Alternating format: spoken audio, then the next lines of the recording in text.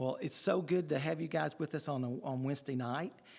Just in ways of announcements, Sunday we do have a Gideon speaker, Joey Ville, and it's supposed to be a great speaker, and so this is going to be a good service, so you don't want to miss that. And if you don't come here, again, make sure that you're watching it online. And then next Wednesday night, it's going to be exciting because we'll actually start our live services back. And, of course, we'll still stream that, so if you don't feel comfortable, you can still watch that at home. Tamara and Esri will be beginning the Kids Summer Program next week, and so just bring your kids for that. And then John's got some special plans for the teenagers to kick things back up with them next Wednesday as well. And then we'll be just letting you kind of know this Sunday, got homecoming coming up, got some special things planned for it. And so just the other things that's going to be going on and kind of open the Sunday school classes and all that up as well. And so just excited about you tuning in tonight. So Kevin's going to come and lead us in a hymn. Then I'll do the lesson, and then John will just finish us up with prayer. Okay? So Kevin?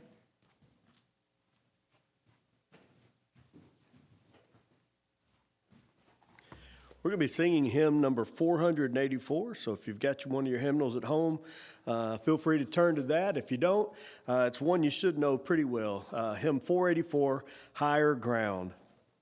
I'm pressing on the upward way, new heights I'm gaining every day, still praying as I onward bound.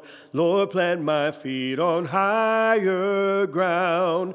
Lord, lift me up and let me stand by faith on heaven's tableland, a higher plane than I have found.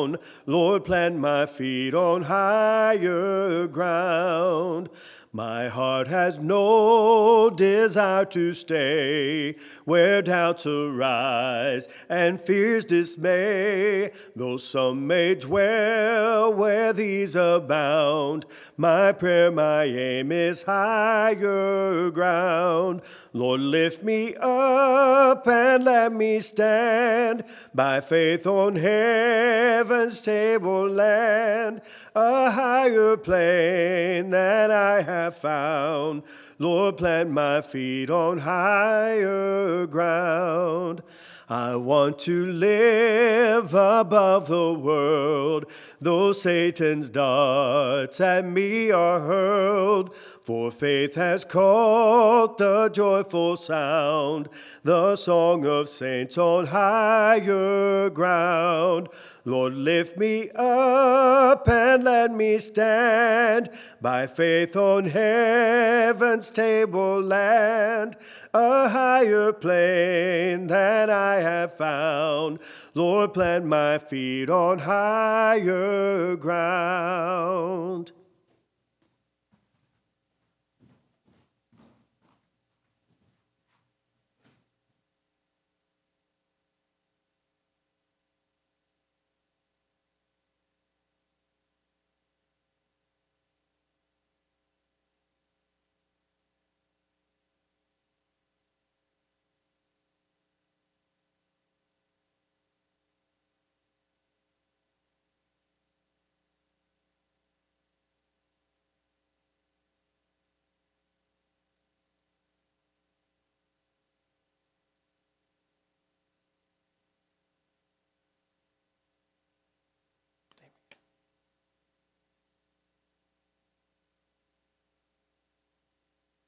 There we go. We're on now, ain't we, Zach? Okay. And so let's turn in our Bibles to Romans chapter 12, and then we'll be going to Genesis chapter 37. And I'm excited about this message. I always like to talk about Joseph. That's one of your favorite characters within the Old Testament. And so we'll finish up our study of living out the Christian life according to Romans 12. And we've just been illustrating that by some of the saints in the Old Testament. Remember, the first lesson was from Romans 12:1, just talking about our relationship with God, that we are to present our bodies as living sacrifices. And we used Abraham surrendering everything over to the Lord as an example for that. Our second lesson was our relationship with the world, that we're not to be conformed with the world, but would allow the Holy Spirit to transform our minds. And Daniel, showed us how to live a life separated from the world. And the third lesson was having just the right view of ourselves. Not think too highly of ourselves. And we used Moses as an illustration for it. And last week was an exciting message. We talked about friendship.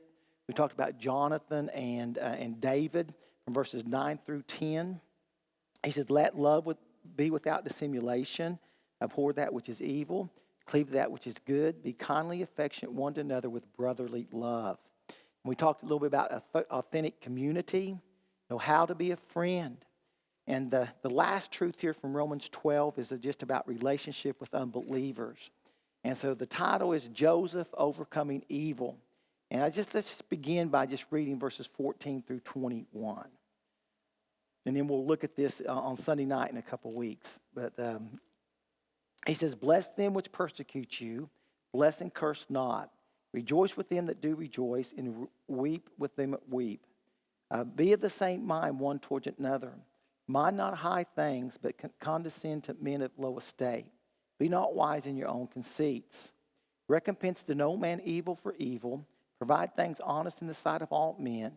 If it's possible, as much as lieth in you, live peaceably with all men. Dearly beloved, avenge not yourselves, but rather give place unto wrath. For it is written, vengeance is mine, I will repay, saith the Lord. Therefore, if thine enemy hunger, feed him. If he thirst, give him drink. For it so doing, thou shalt heap coals of fire upon his head. Be not overcome evil, but overcome evil with good. Now, that is a tall order for us to live out. And I think, John, did you not do this last Sunday morning? Well, didn't you? And it was a good message. But, evil, injustice, and betrayal happens to us all the time. Peter said, dear friends, do not be surprised as the painful trials that you're suffering as though something strange were happening to you. And so when things are painful and difficult, when things are evil and unjust, he says, don't be surprised by that. That's just kind of the normal way the world operates apart from Jesus Christ. And so just think back to those people perhaps who've wounded you in some way. Maybe you've been betrayed or abused or abandoned. Maybe forsaken or forgotten or hurt you. Perhaps it was a parent, growing up, or maybe even now.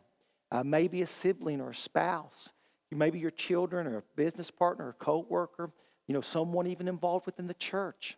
How did that person lie about you? How were you betrayed or hurt? How have you been wounded? We can overcome the evil that was aimed at us. And the answer, listen, isn't to push it down. The answer is not to deny that it happened or to fight back and get even, for that just kind of weighs you down even more. It blocks our relationship with God and makes our emotions just kind of crazy. And so Joseph here endured more injustice, more betrayal and evil than anyone else in the Old Testament, yet he overcome the evil that was aimed at him. His story begins, if you want to turn back to Genesis 37, if you're not there yet, begins back in 37, and it starts in a pit, but it's going to end in a palace. He's raised in kind of a dysfunctional family, and so first, just in a kind of an outline, notice Joseph's response to evil. Look again, if you would, look at verses 1 and 2.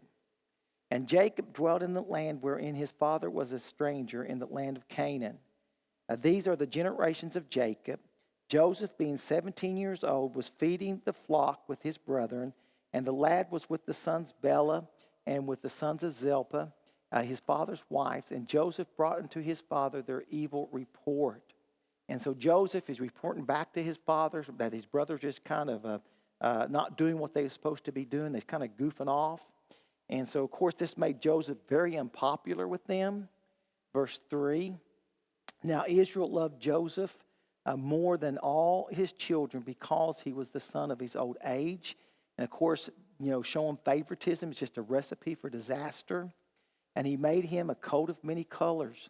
And when his brethren saw that their father loved him more than all of his brethren, they hated him and could not speak peaceably unto him. And so his brothers just hate Joseph because of their father's partiality. It had progressed to the point that they could not even say one kind word about him. Look at verse 5. And Joseph dreamt a dream and told it to his brethren, and they hated him yet the more. And he said unto them, hear, I pray you, this dream which I have dreamt.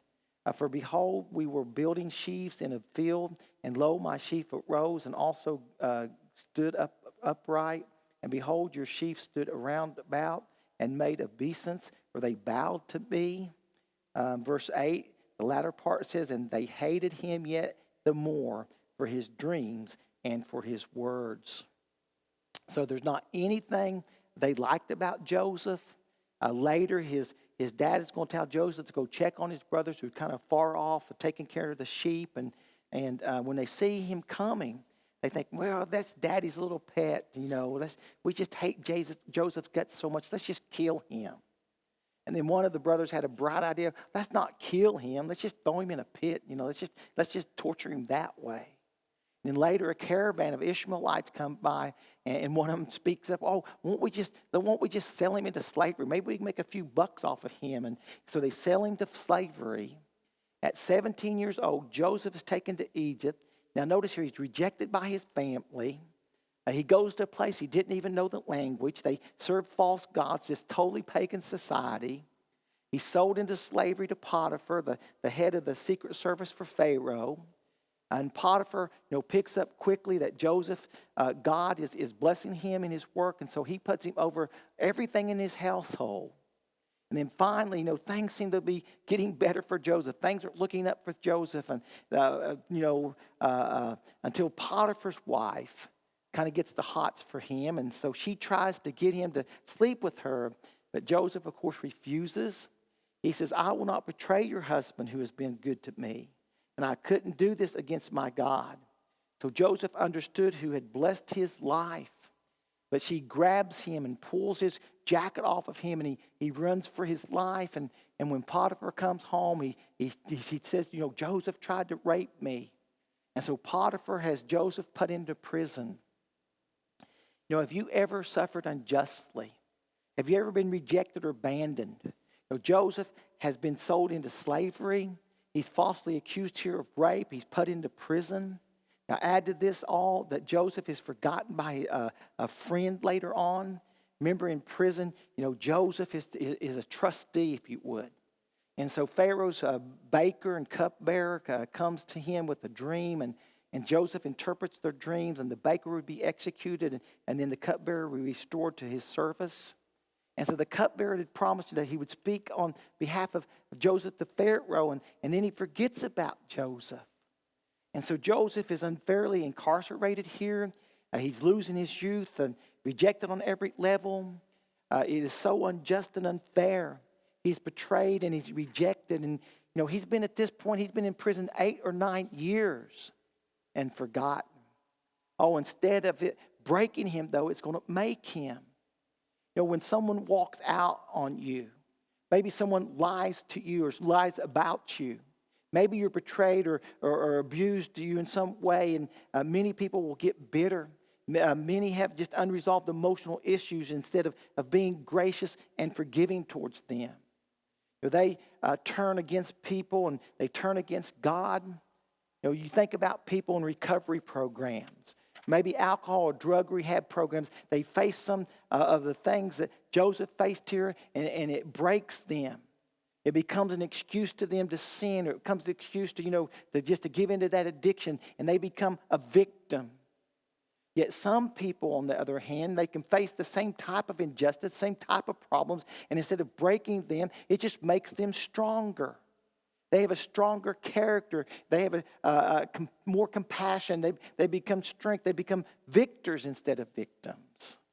Listen, the difference is trusting God and not becoming bitter. The difference is trusting Romans 8:28, that you know that God's working all things out for your good if you love him. Later, Pharaoh has a dream and nobody can interpret it. Finally, the forgetful cupbearer remembers Joseph, can interpret dreams. And so Joseph is quickly cleaned up and taken before Pharaoh. And so he tells Pharaoh, man, only God can interpret dreams. Not the false gods of Egypt, but the only true God of Israel can tell you what it means. And so Joseph tells Pharaoh that his dream just meant that there's going to be 7 good years of crops and 7 years then of famine. And so go on over to chapter 41. Let's read a few verses from it. Chapter 41, verse 33. Now therefore let Pharaoh look out a man discreet and wise, Joseph says, and set him over the land of Egypt. Let Pharaoh do this, and let him appoint officers over the land, and take up the fifth part of the land of Egypt in the 7 plenteous years. And let them gather all the food of those good years that come, and lay up corn under the hand of Pharaoh, and let them keep food in the cities. And that food shall be for store to the land against the 7 years of famine, which shall be in the land of Egypt, that the land perish not through the famine. And so Pharaoh knows right off that this is a good plan. And so he appoints Joseph to be the second in command, ruling over Egypt. So it's from the pit to prison and now to the palace. You know, sometimes after the famine begins, then Joseph's brothers come to Egypt to get food, but of course they don't recognize Joseph because he's dressed like an Egyptian. I mean, this is like the second most powerful man in the world. This could not be their little brother that they had sold into slavery. Oh, how could this be? You know, over and over in the story, we're told that the Lord was with Joseph. You know, I was thinking, I hope that phrase keeps popping up in your life story. I mean, the Lord was with Kevin, the Lord was with John, the Lord was with Zach, the Lord was with me. You know, in bad times, in good times, the Lord was with Joseph. You think, well, Brian, if the Lord was with Joseph, you know, how did he end up being a slave? How did he end up in prison and rejected? How come he gets a raw deal in life? And this is not just for a year or two. This is like over a decade. You know, how come the cupbearer had a lapse of, 8 years in his memory? Yet Joseph, by faith, he trusted, even though he couldn't see, that God was always with him. And God will fulfill all the promises that he made to Joseph. And so notice here, his first response to evil was he survived. You know, sometimes just surviving is all that you can do. You have been abused in some way. Your spouse walks out upon you. Perhaps you have a business partner that embezzles from you and skips town and leaves you with a lot of debt. Listen, Joseph had to learn a new language, a new culture. He went from being his father's favorite to being a peasant, but he survived. And then second here, he didn't only survive, but he thrived. He uses his gifts where he's at. He ends up at the head of the prison. You know, he didn't say, well, God, you rejected me and the world has, rejected me and life just isn't fair. I'm just a victim and it's just so terrible. I'm going to just kind of stay home, if you would, watch some soap operas and eat some chocolate. No, he took his gifts and he said, listen, I can't control out there, but I can do what I'm supposed to do even within this prison. I can use my gifts to make it a better place. I'll use the gifts God has given me of administration, the gift of interpreting dreams, and he jumps in and he thrives where God had placed him.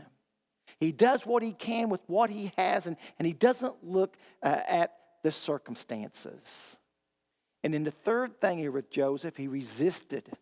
He refuses to bail out on God's agenda for his life.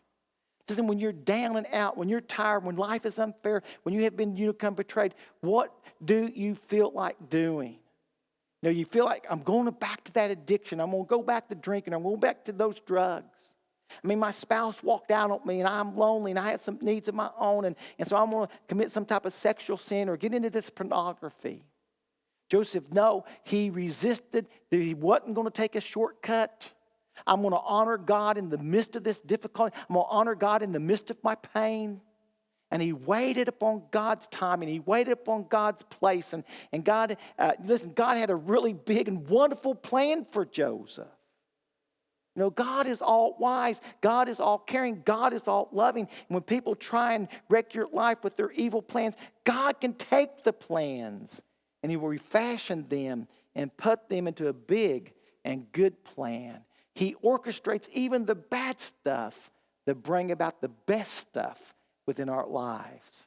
Oh, if Joseph's brothers had not rejected him, oh, he wouldn't have been, sold to the caravan. Later, he wouldn't have been sold to Potiphar and unjustly accused by his wife and placed into prison. And he'd have never met the king's cupbearer and later interpret the dream of the most powerful man in the world. 13 years of adversity was a part of God's sovereign plan to get the right man at the right place during the right time for his good and for God's glory. Listen, that's the type of trust, that's the type of faith we must have in our God. That person, again, who walked out upon you, that business deal that fell through, maybe that father or mother, maybe that person that abused you, that person that lied to you, then they don't have the power to ruin your life, amen? No one has the power to ruin your life. God takes all the small and the bad things to make a big thing, a big plan for our life. But the problem is so many people will bail out. Most people feel like, I'm just a victim and life is just so terrible and I just deserve to indulge. I deserve to sedate. I deserve to medicate my pain. Oh, no, you don't. You were to survive and then thrive and then resist. And finally, the last thing he did was to grow. He faced the issues, he forgave others, and he grew in his own life. And we know that because he gets married. He has 2 sons. The first son he names Manasseh. That just means that God has caused me to forget. He put everything behind him. He didn't live in the past. He didn't live by just looking in the rearview mirror. He didn't live with the memories of his dad and his favoritism, the good old days, if you would. He didn't live with, me because my brother sold me into slavery. I'm going to never forgive them. He didn't hold a grudge against the cupbearer for forgetting him so long in prison. But he forgave and he forgave and he was gracious and he was loving towards others. He just testifies, God has allowed me to forget all that, to deal with those issues. And then the second son he had, he named Ephraim. And I love this. Ephraim just means fruitful. He didn't, just say, what's the use? I'm going to just kind of veg out on television. I'm going to just fill my life with hobbies and just to kind of keep the busy, to dull the pain. He trusted God. He worked at what he could do and was fruitful for the Lord. That he knew God loved him and had given him a dream. He knew that God had given him a lot of promises, and he knew that God was big enough, even no matter how unlikely it was, to God to fulfill all of them and come through for him. It took 13 years, but Joseph would become, again, the second in command over all of Egypt. Oh, his brothers would later bow down before him, just as his dream said. God wants us to have such faith. He wants you to have that trust in him.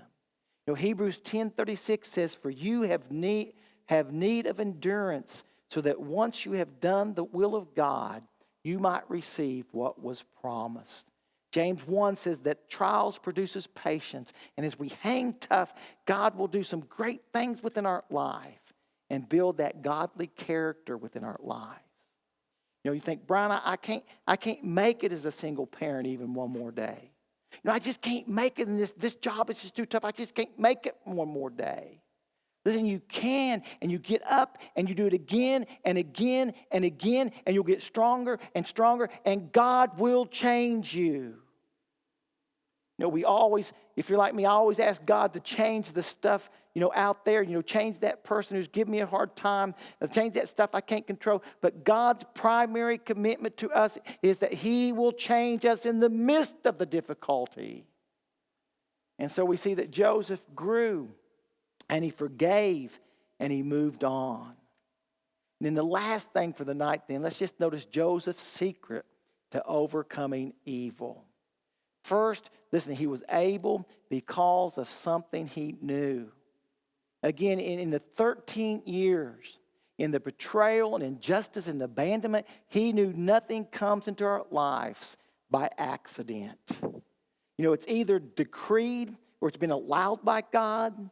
And our God is all wise and all loving. Our God is sovereign.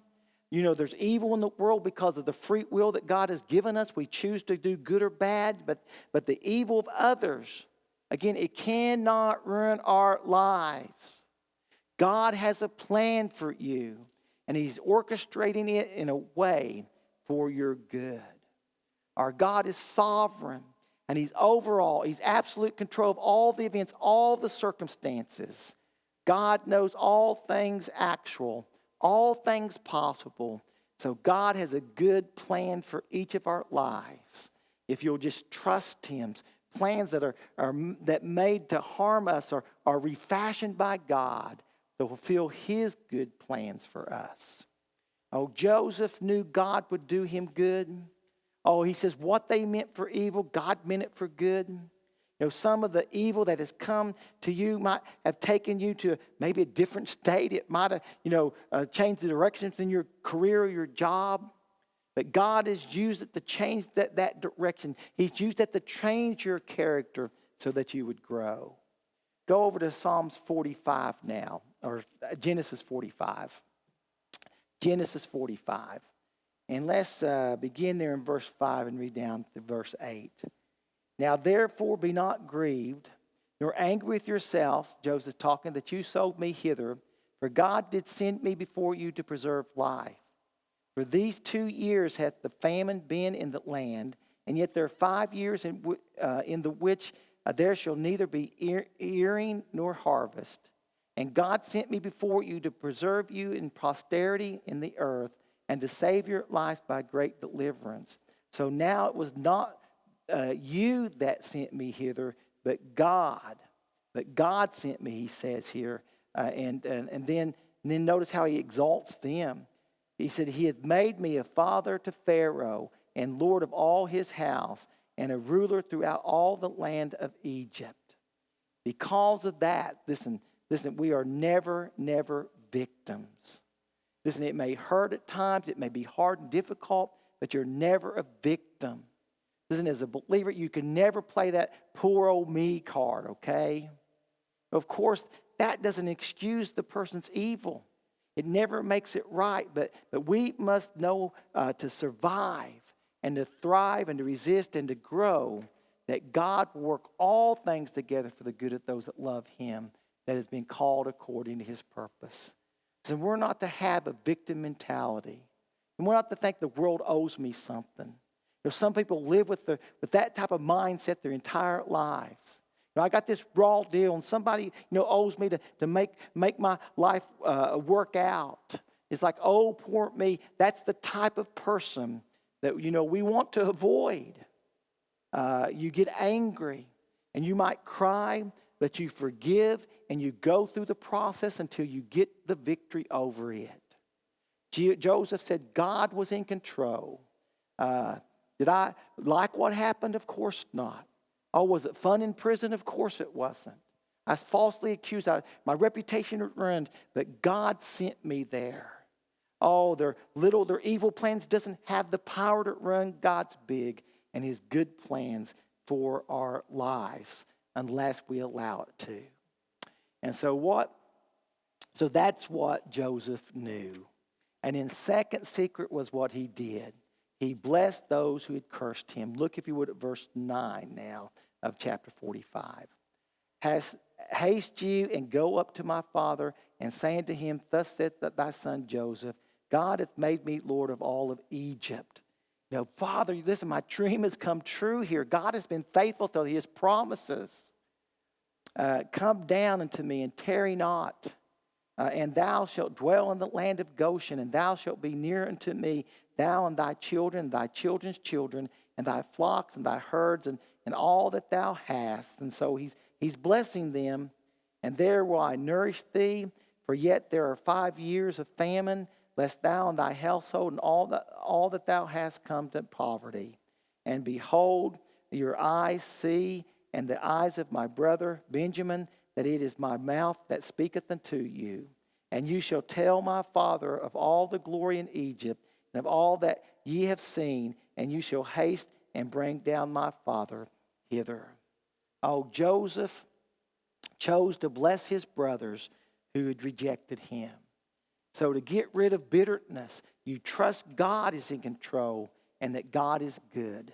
And second, you bless those who have wounded you. You know, Joseph committed himself to provide for his brothers and for their families. You know, back again in Romans 12, verse 14, he says, bless them which persecute you, bless and curse not. And folks, that's a command. That's not a suggestion from the Lord. And then he repeats it in verse 21. Be not overcome of evil, but overcome evil with good. Oh, when you want to pay back, when you want to get even, when you want to give back evil, he says, don't do that because it will always destroy you. It's like drinking poison, thinking that you're going to kill the other person by drinking it. You are to bless them. Oh, so the principle is this. Do good to those who hurt you. Do it in a safe and appropriate way. You don't invite someone to your house that is violent or abusive. You put some boundaries there. But in some way, you're to show kindness to them.